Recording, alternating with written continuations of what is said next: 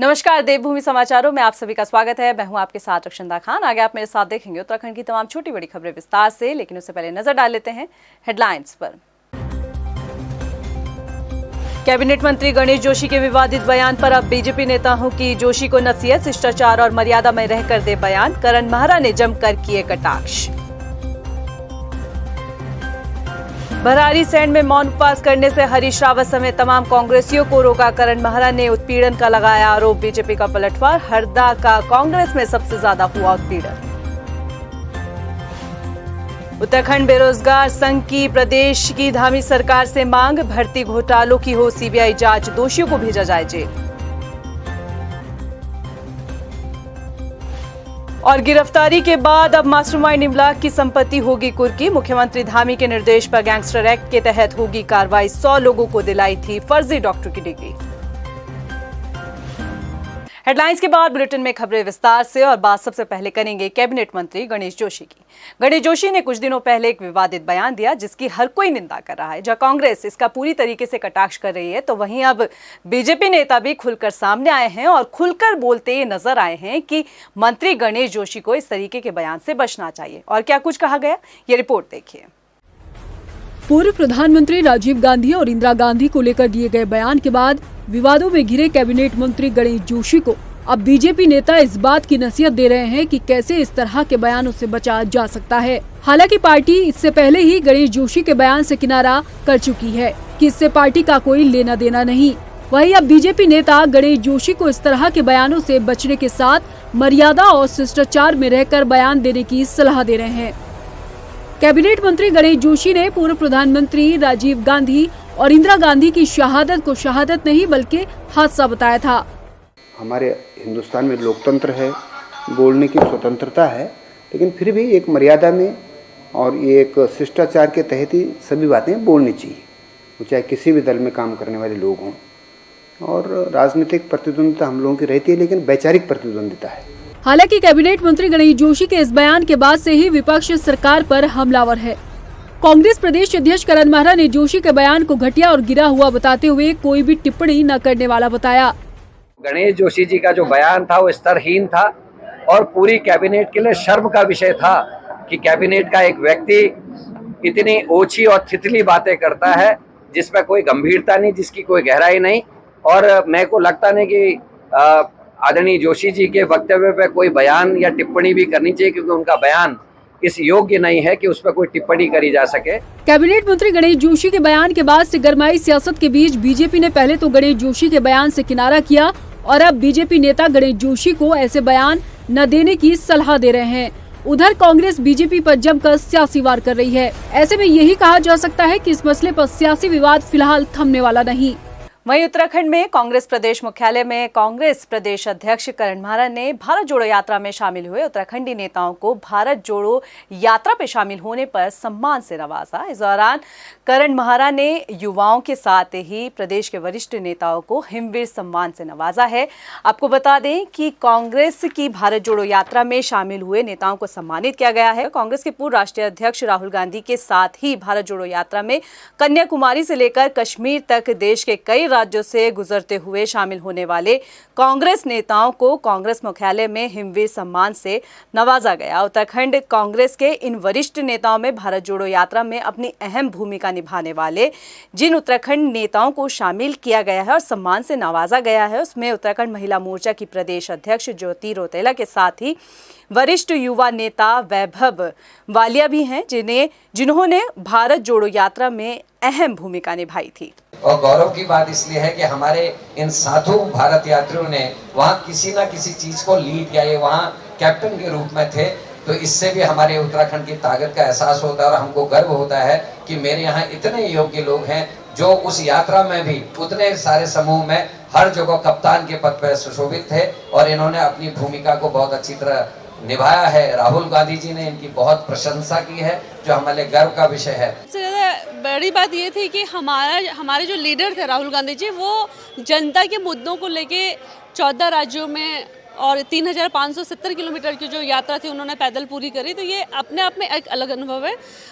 एक महिला होने के नाते मैं ज़रूर बोलूँगी कि हम लोग कि इस यात्रा में 33% महिलाओं ने भागीदारी करी, जो बहुत बड़ी बात थी, क्योंकि महिलाओं के लिए खासतौर पे घर छोड़ के, परिवार छोड़ के और 5 महीने घर से बाहर रहना और जिस सिचुएशन में हम लोग थे उसमें एडजस्ट करके रहना और उस एक परिवार की तरह उस यात्रा को देखना, ये जीवन का एक अलग सा अनुभव है। वहीं अब बात करते हैं पूर्व मुख्यमंत्री हरीश रावत की। हरीश रावत आज भरारी सैंड में उपवास के लिए बैठने गए, लेकिन इस दौरान उन्हें उपवास पर बैठने की इजाजत नहीं दी गई और इस दौरान हरीश रावत काफी नजर आया और उन्होंने सरकार पर कई गंभीर आरोप लगाए। बता दें कि पूर्व मुख्यमंत्री हरीश रावत शनिवार को गैरसैंण के भरारी सैंड पहुंचे और इस मौके पर हरदा ने प्रदेश सरकार पर कई बड़े गंभीर आरोप लगाए। हरीश रावत ने कहा कि सरकार ने अब से 3 महीने पहले शीतकालीन सत्र ये कहकर कराने से मना कर दिया था कि लोगों को ठंड लग जाएगी। हरदा ने कहा कि इसके विरोध में उन्होंने 1 घंटे का मौन उपवास भरारी सैंड में रखने की बात कही थी और आज जब वो वहां पहुंचे तो मौन उपवास के दौरान उन्हें रोका गया और भवन पर ताला लटका मिला। इस मसले को लेकर कांग्रेस प्रदेश अध्यक्ष करण म्हारा ने सरकार पर उत्पीड़न का आरोप लगाया। साथ ही गैरसैंण सरकार के लिए महज राजनीतिक मुद्दा है, ये भी आरोप लगाया। करण म्हारा ने कहा कि पूर्व मुख्यमंत्री त्रिवेंद्र सिंह रावत की ग्रीष्मकालीन राजधानी की घोषणा होने के बाद एक दिन भी सत्र नहीं कराया गया।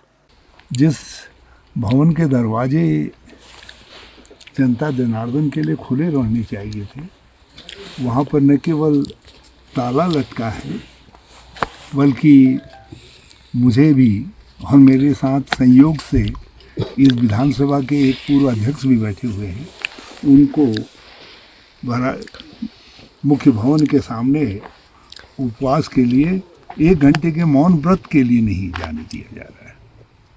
मैंने फैसला लिया है कि मैं माननीय स्पीकर और माननीय मुख्यमंत्री दोनों के इस कदम की निंदा करता हूँ और ये राज्य के लिए एक शर्मनाक स्थिति है।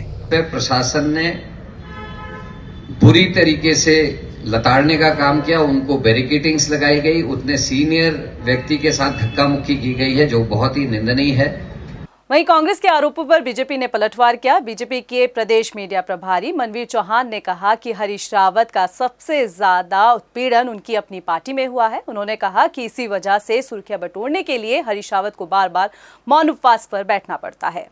ये तो आदरणीय हमारे जो कांग्रेस के प्रदेश अध्यक्ष हैं करण म्हारा जी, वही बताएं कि हरीश रावत जी का उत्पीड़न कहाँ हो रहा है। हरीश रावत जी जब कांग्रेस में उनका उत्पीड़न हो रहा है तो वो जो है दर दर भटक रहे हैं। कभी वो भरारी सैंड में उपवास में बैठने जा रहे हैं, कभी कहीं उपवास में बैठ जाते हैं, कभी अपने घर में बैठ जाते हैं, लेकिन कांग्रेस वाले उनको पूछ नहीं रहे हैं। इसलिए वो अपने आप को मीडिया की सुर्खियां बने रहने के लिए कहीं न किसी प्रकार से जो इलेक्ट्रॉनिक मीडिया दिखते रहें, इसलिए वो इस चीज़ को कर रहे हैं। वहीं भर्ती धांधली को लेकर बेरोजगार संघ ने सीबीआई जांच कराए जाने की मांग की है। आपको बता दें कि बेरोजगार संघ के अध्यक्ष बॉबी पवार ने प्रेस कॉन्फ्रेंस कर सरकार से सीबीआई जांच कराए जाने की मांग की। जानकारी है कि उत्तराखंड में सरकारी नौकरी में भर्ती धांधली का दीमक युवाओं के लिए नाराजगी का सबब बना हुआ है। लगातार सामने आ रही भर्ती धांधली पर उत्तराखंड बेरोजगार संघ के अध्यक्ष बॉबी पवार ने एक बार फिर से भर्ती घोटालों पर सीबीआई जांच कराए जाने की मांग की। बॉबी पवार का कहना है कि बेरोजगार संघ ने समय समय पर सरकार को भर्ती परीक्षाओं में हो रही गड़बड़ियों की जानकारी दी, जिसके बाद जांच भी की गई। साथ ही उन्होंने कहा कि सरकार सभी भर्ती परीक्षाओं में सीबीआई जांच कराए और असल दोषियों को जेल भेजने का काम करे। नहीं, देखिए, ये मोर्चा खुद आयोग के अध्यक्ष को संभालना पड़ेगा, जो कहते हैं कि उनके सर्विस रिकॉर्ड में कभी भी कोई ऐसी चीज़ें सामने नहीं आई है, उनका अच्छा सर्विस रिकॉर्ड रहा है, उनको मोर्चा संभालना होगा। और अगर उनके ऊपर कोई सफ़ेद पोस्ट का दबाव आता है, उनके ऊपर कोई ऐसा दबाव आता है तो इस्तीफा दे दें और नहीं तो कार्रवाई करें। लोक सेवा आयोग के अध्यक्ष खुद अपने कलम से लिखें कि सीबीआई आए और जाँच करे। वहीं बात अब हल्द्वानी के बनभूलपुरा क्षेत्र की करते हैं। जानकारी देते चले तो आपको याद होगा कि बनभूलपुरा क्षेत्र में अतिक्रमण को लेकर हाई कोर्ट ने आदेश दिया था कि क्षेत्र से अतिक्रमण को हटाया जाएगा, लेकिन सुप्रीम कोर्ट में मामला जाने के बाद सर्वे रिपोर्ट तलब की गई है। जानकारी है कि अब क्षेत्र में सर्वे किया जा रहा है। आपको बता दें कि हल्द्वानी के बनभूलपुरा क्षेत्र में रेलवे के अतिक्रमण का मामला सुप्रीम कोर्ट में जाने के बाद जहां अब 7 फरवरी को सुनवाई होनी है, तो वहीं दूसरी तरफ सर्वोच्च न्यायालय के आदेश पर रेलवे, वन विभाग और राजस्व विभाग की भूमि का सर्वे किया जा रहा है।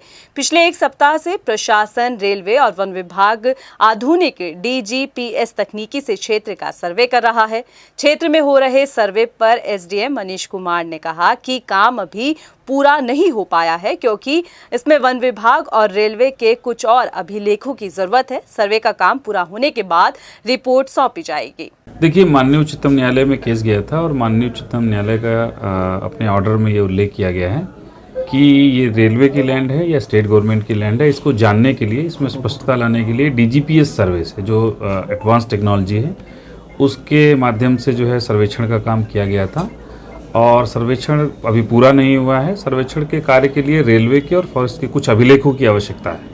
वो अभिलेख, उनसे पत्राचार किया गया है कि वो अपने अभिलेख उपलब्ध करा दें। जैसे ही वो अपने अभिलेख उपलब्ध कराते हैं तो ये सर्वेक्षण पूरा करके जो भी रिपोर्ट आएगी उसको सौंपेंगे।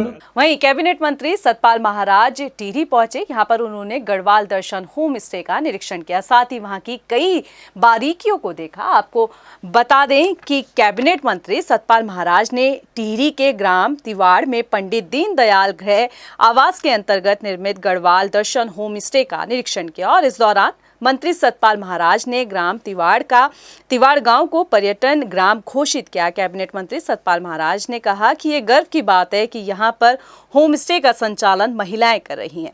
महिलाओं के स्थानीय भोजन के साथ ही वेस्टर्न भोजन बनाने का भी प्रशिक्षण दिया जाना चाहिए। उन्होंने कहा कि हम मोटा अनाज को लेकर जो मिलेट वर्ष चल रहा है वो मना रहे हैं, जिसका ज्यादा से ज्यादा प्रचार करना चाहिए। आज उत्तराखंड के स्थानीय उत्पाद से बनी भोजन की थाली बड़े बड़े होटलों में परोसी जा रही है और हम चाहते हैं कि और भी एफिशिएंसी को प्राप्त करें। उसमें ड्रेस कोड भी हम चाहेंगे कि ड्रेस कोड एप्लीकेबल हो। तो निश्चित रूप में हम चाहेंगे कि हमारे एक मॉडल, एक ऐसा ये बन जाए हमारा डेस्टिनेशन जिसपे लोगों को हम ट्रेनिंग के लिए भेजें।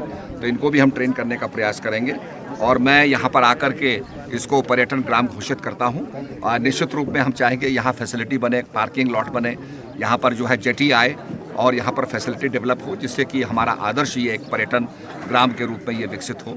और यहाँ पर 32 हमारे होम स्टे संचालित हो रहे हैं, जिसके अंदर हमारे 15 होम स्टे पंजीकृत हैं। इसके लिए हमने 50% सब्सिडी भी दी है। वही बात अब चंपावत जिले की कर लेते हैं। चंपावत जिले में रॉयल्टी कम किए जाने की मांग को लेकर खनन कारोबारियों ने प्रदर्शन किया। उन्होंने कहा कि सरकार ने उनके साथ नाइंसाफी की है। आपको बता दें कि चंपावत में रॉयल्टी दर कम किए जाने को लेकर लगातार प्रदर्शन हो रहा है। प्रदर्शन करने वाले खनन कारोबारियों का कहना है कि राज्य में एक रॉयल्टी लागू होने से पहाड़ी क्षेत्र में खनन कारोबारियों को कई दिक्कतों का सामना करना पड़ेगा।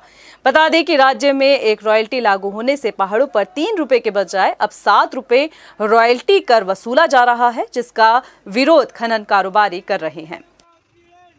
पुल में, नदी में तमाम जगह कैमरा लगाने की बात हो रही है, जिसमें नदी नालों में हमारे माँ बेटियां नहाती हैं। इधर उधर कई ग्राम सभा की गतिविधियां होती हैं। तो इसका पुरजोर विरोध हमारा पूरा क्षेत्र, इसके लिए हम एक शिष्टमंडल DM से, जिलाधिकारी महोदय से एक ज्ञापन प्रेषित करेंगे बहुत जल्दी।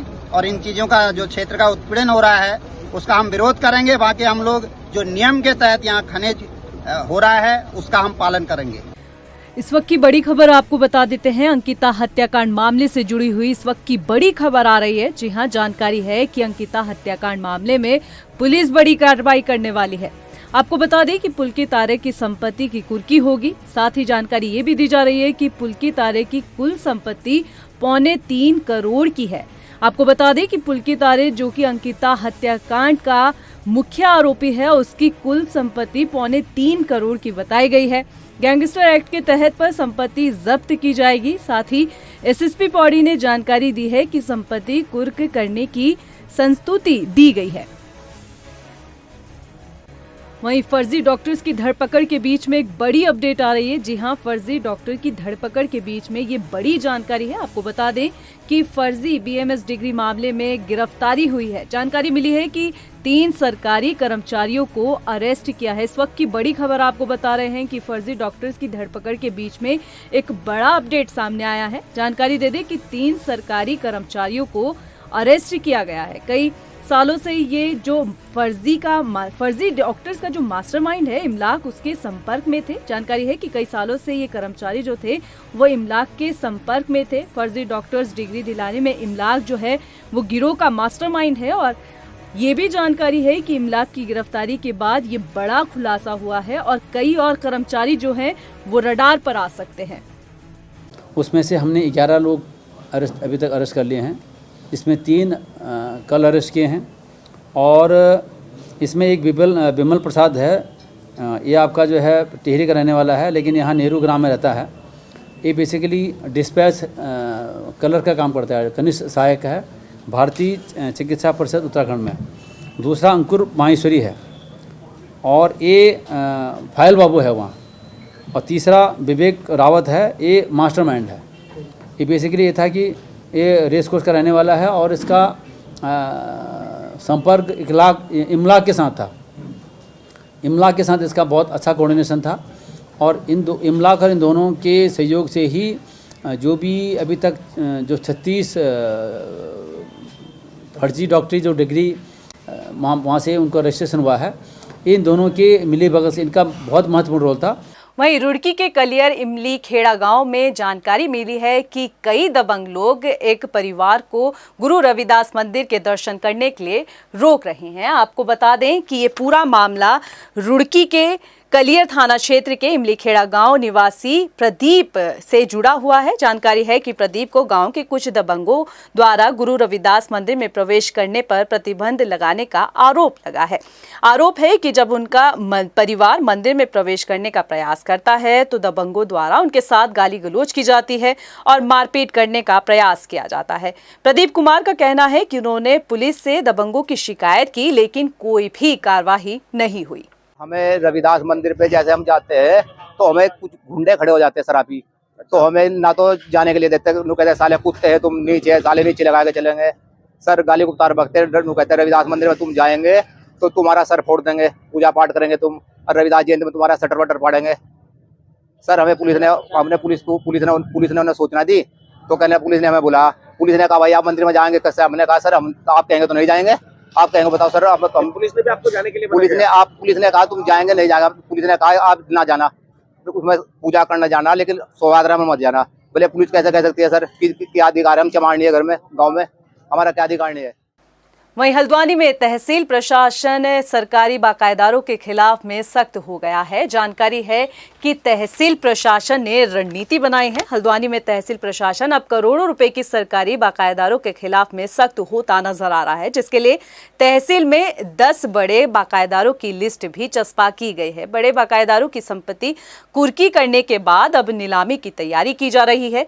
तहसीलदार संजय कुमार ने बताया कि 10 बड़े बाकायदारों की आरसी तहसील को मिली है, जिसमें मार्च तक 6 करोड़ की वसूली का लक्ष्य रखा गया है। तहसील प्रशासन ने कई विभागों को बकाया जमा करने के लिए अभियान भी चलाने के लिए कहा है, जिस अभियान से आपको बता दें कि करोड़ों की वसूली की जाएगी। अब तक लगभग 70% वसूली की गई है, जबकि अभी 10 बड़े बाकायदारों पर करोड़ों रुपए की वसूली होनी है, जिसके बाद अब तहसील प्रशासन उनकी संपत्ति जब्त कर नीलामी करेगा। तहसीलदार ने बताया कि मार्च से पहले सभी बाकायदारों के बकाये की पूरी राशि वसूलने का लक्ष्य रखा गया है।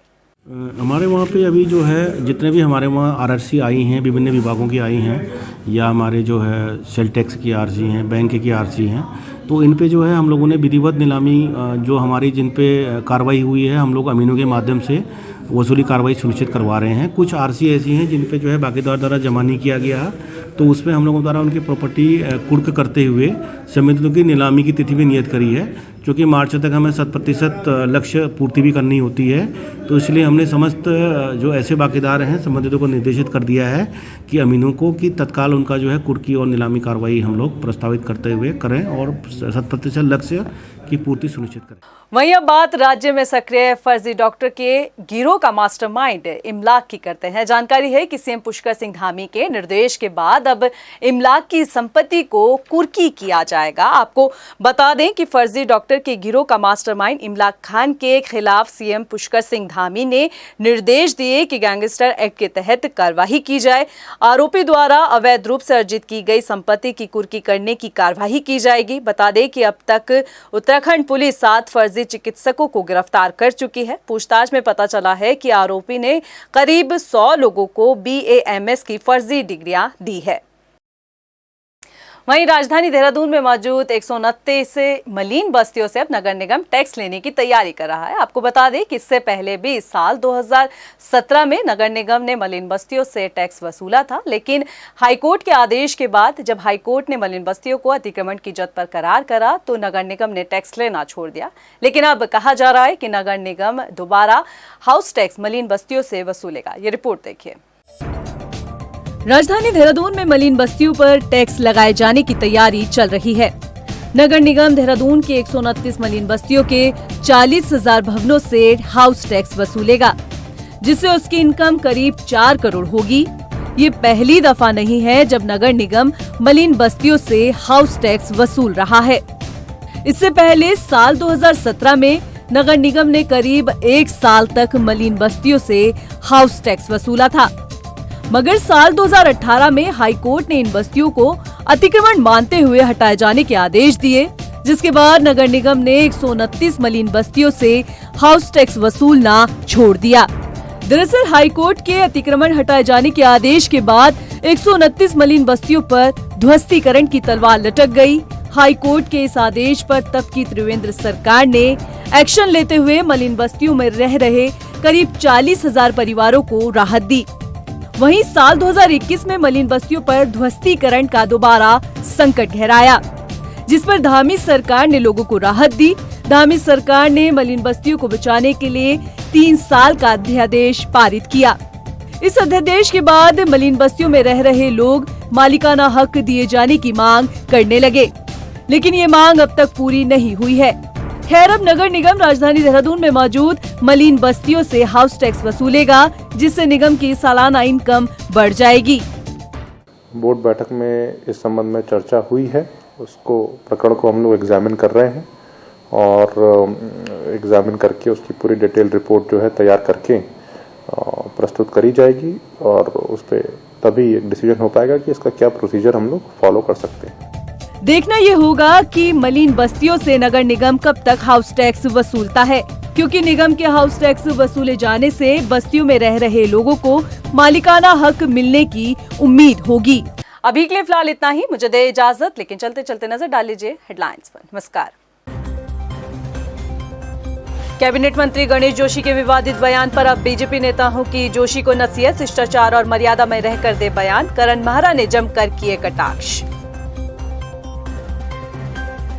भराड़ीसैंण में मौन उपवास करने से हरीश रावत समेत तमाम कांग्रेसियों को रोका। करण महरा ने उत्पीड़न का लगाया आरोप। बीजेपी का पलटवार, हरदा का कांग्रेस में सबसे ज्यादा हुआ उत्पीड़न। उत्तराखंड बेरोजगार संघ की प्रदेश की धामी सरकार से मांग, भर्ती घोटालों की हो सीबीआई जांच, दोषियों को भेजा जाए जेल। और गिरफ्तारी के बाद अब मास्टरमाइंड इमलाक की संपत्ति होगी कुर्की। मुख्यमंत्री धामी के निर्देश पर गैंगस्टर एक्ट के तहत होगी कार्रवाई। 100 लोगों को दिलाई थी फर्जी डॉक्टर की डिग्री।